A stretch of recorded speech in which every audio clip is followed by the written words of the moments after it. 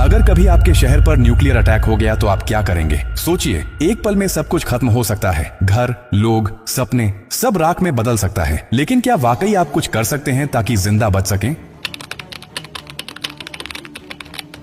हाँ, अगर आप अभी से तैयार हैं, ये जानकारी जिंदगी और मौत के बीच की दूरी तय कर सकती है। क्योंकि जब एक न्यूक्लियर बम गिरता है तो सिर्फ धमाका ही नहीं होता, उसके बाद शुरू होता है वो खतरनाक खेल जिसे कहते हैं रेडिएशन फॉलआउट। और उसमें जो जिंदा बचता है वो भी धीरे धीरे मरने लगता है। सबसे पहले जानिए कि जैसे ही न्यूक्लियर बम गिरता है, एक तेज सफेद रोशनी आपके सामने आती है। इस रोशनी को देखना मतलब अपनी आंखों की रोशनी खो देना। आप अंधे हो सकते हैं, स्थायी रूप से। इसलिए पहला कदम, जैसे ही धमाके की खबर मिले या रोशनी दिखे, तुरंत जमीन पर लेट जाइए, अपनी आंखें और कान बंद कर लीजिए और चेहरे को किसी कपड़े से ढक लीजिए। ये पहली रक्षा है। अब सवाल उठता है कि कहां जाएं? तो याद रखिए, अगर आपके आसपास कोई मेट्रो स्टेशन है, बेसमेंट है, अंडरग्राउंड पार्किंग है, तो वहीं भागिए, क्योंकि जमीन के नीचे रहना न्यूक्लियर फॉलआउट से बचने का सबसे कारगर तरीका है। लेकिन अगर कुछ नहीं है तो अपने घर को ही शेल्टर बनाना पड़ेगा। सारी खिड़कियां, दरवाजे बंद कर दीजिए। हर छोटी छोटी दरार को भी किसी कपड़े, टेप या गत्ते से बंद कीजिए। हवा का एक भी रास्ता नहीं खुला रहना चाहिए। अटैक से पहले या जैसे ही खबर मिले, आपके पास सिर्फ कुछ मिनट होंगे। उसी वक्त पानी भरिए, बाल्टी, बोतल, ड्रम, जो भी है।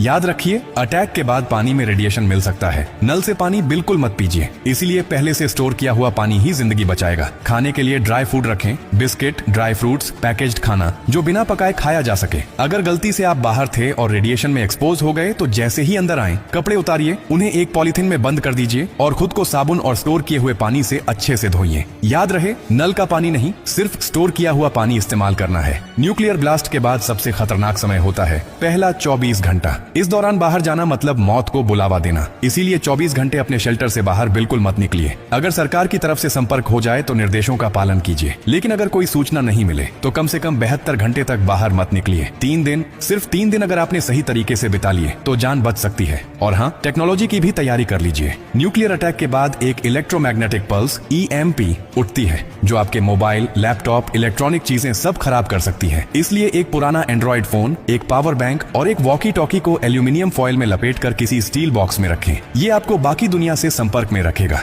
सबसे जरूरी बात, घबराइए मत, पैनिक नहीं करना है। हर फैसला सोच समझ कर लीजिए, क्योंकि न्यूक्लियर अटैक एक टाइम गेम है। जो जितना शांत रहेगा, उसकी जान बचने के चांस उतने ही ज्यादा होंगे। और याद रखिए, ये जानकारी सिर्फ आपके लिए नहीं, बल्कि आपके परिवार, दोस्तों, पड़ोसियों और पूरे समाज के लिए है। क्या आप अकेले सुरक्षित रहना चाहते हैं? नहीं ना? तो इस जानकारी को हर उस इंसान तक पहुंचाइए जिसकी जिंदगी की आपको परवाह है। हो सकता है आपकी एक शेयर से किसी माँ का बच्चा जिंदा रह जाए, किसी पिता की आखिरी उम्मीद बच जाए, किसी बहन का भाई लौट कर घर आ जाए। और यही तो असली इंसानियत है। और हाँ, जब आप जिंदगी बांट रहे हैं तो एक वादा भी